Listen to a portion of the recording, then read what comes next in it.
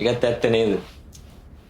කියන්නේ ඉතින් මේ කිසි පස්සෙන් නේද බිස්නස් එක කරගෙන යන්න පුළුවන් නම් ඉතින් මොකද නීති විරෝධී බිස්නස් කරන්නේ?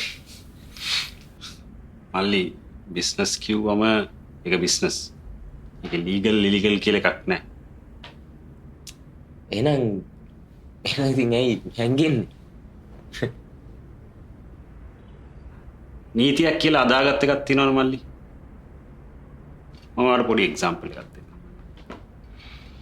ලංකාවේ ගංජා වවන්න බෙදා හරින්න තියාගන්න තහනම්.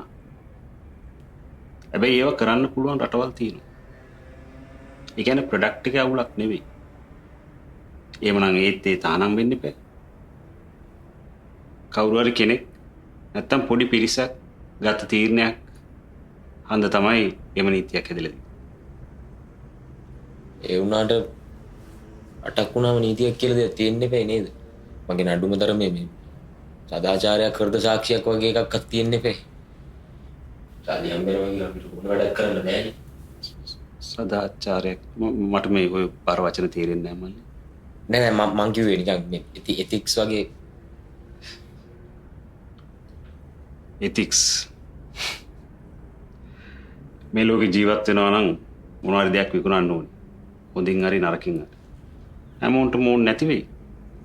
හැබැයි මේ තරගේ සාධාරණ නෑ මල්ලි. Long weekend. අද කිව්වට අදම යන්නේ ගන්න. Free Max.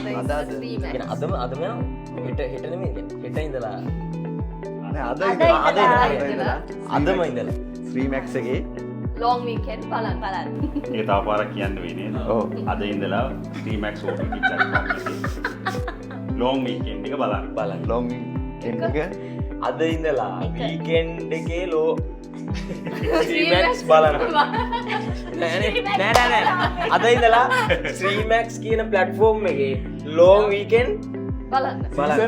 Season 1 season 1 sorry. Season 1.